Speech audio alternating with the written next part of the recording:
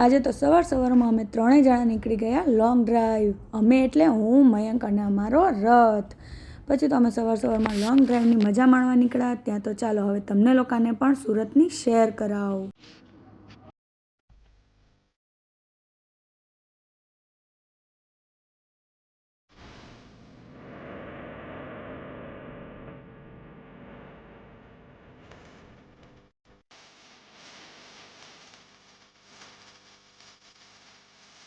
તો કેમ લોંગ ડ્રાઈવમાં મજા આવી ને? તો ચાલો અમે લોકો પહોંચી ગયા. તો જો મયંક જાય છે ગામ.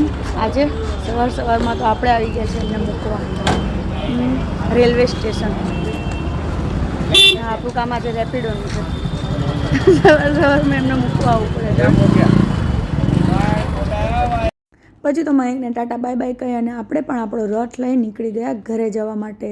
ત્યાં તો રસ્તામાં આપણને મસ્ત મજાના અહીંયા ખમણ એટલે કે લોચાની દુકાન દેખાઈ ગઈ. એટલે ગરમા ગરમ લોચો પણ બનતો હતો. એટલે મેં પણ અહીંયા ઘરે બનાવવા માટે લોચાનું ખીરું પાર્સલ લઈ લીધું છોકરાઓને ખાવા માટે. પછી તો અહીંયા પૈસા આપી અને પહોંચી ગઈ સીધી ઘરે આવી અને મમ્મી અને છોકરાઓ બધા જ જાગી ગયા હતા. મમ્મીએ તો અહીંયા બપોરની રસોઈની તૈયારી પણ કરી લીધી હતી. ત્યાં તો પછી હવે છોકરાઓનો ચાનો ટાઈમ થઈ ગયો હતો. એટલે છોકરાઓ માટે અને બધા માટે ચા મૂકી દીધી, શાક ગરમ કરી લીધું અને પછી બીજી બાજુ આપણે લોચો પણ તૈયાર કરવાનો હતો.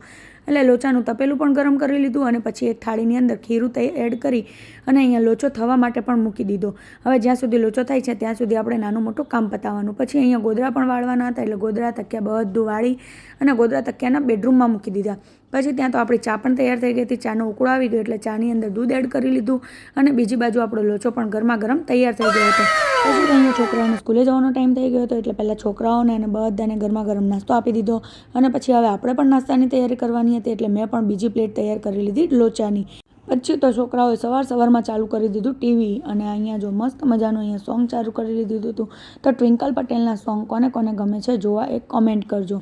પછી તો અમે લોકોએ મસ્ત મજાનો ગરબો એન્જોય કર્યો. એટલે કે આ ડાન્સ એન્જોય કર્યો અને પછી અહીંયા છોકરાઓને પણ દ્રષ્ટિને પણ મસ્ત મજાનું યુનિફોર્મ પહેરાવી અને પછી દ્રષ્ટિને પણ સ્કૂલે જવા માટે કરી દીધી તૈયાર.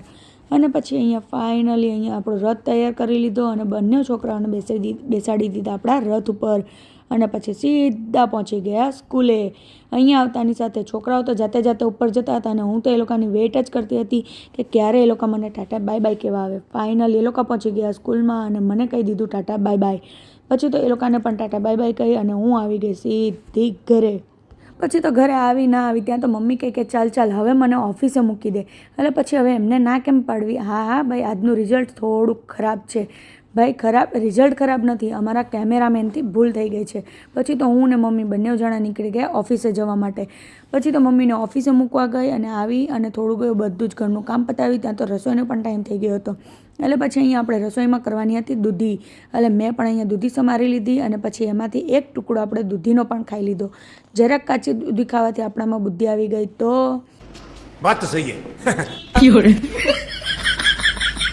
પછી તો ફાઇનલી રસોઈ કરી અને છોકરાઓને લેવા જવાનો પણ ટાઈમ થઈ ગયો હતો અને છોકરાઓને આપણે રસ્તામાંથી લેવાનો હતો નાસ્તો. એટલે પહેલાં પૈસા લઈ લીધા અને પછી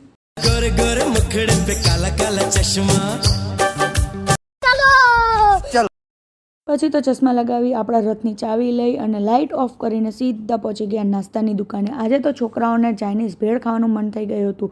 એટલે મેં પણ અહીંયા મસ્ત મજાની ચાઇનીઝ ભેળ પાર્સલ કરાવી લીધી છોકરાઓ માટે. પછી તો આવી ગઈ સ્કૂલે આવીને અહીંયા આપણે એક્ટિવિટી ફોર્મ ફિલઅપ કરવાનું હતું અને એમાં આપણે સિગ્નેચર પણ કરવાના હતા. એટલે ટીચરે ફોર્મ ફિલઅપ કરેલું હતું, આપણે જસ્ટ સિગ્નેચર જ કરવાના હતા. એટલે આપણે અહીંયા સાઇન કરી લીધી અને પછી બંને છોકરાઓની બેગ લઈ અને હું આવી ગઈ નીચે. ચાલો તો હવે આપણે જઈએ ઘરે. તો જ્યાં સુધી આપણે ઘરે પહોંચીએ છીએ ત્યાં સુધી તમે વિડીયોને લાઇક, શેર, સબસ્ક્રાઈબ કરી નાખજો. ઓકે, મળીએ નેક્સ્ટ વિડીયોમાં. બાય.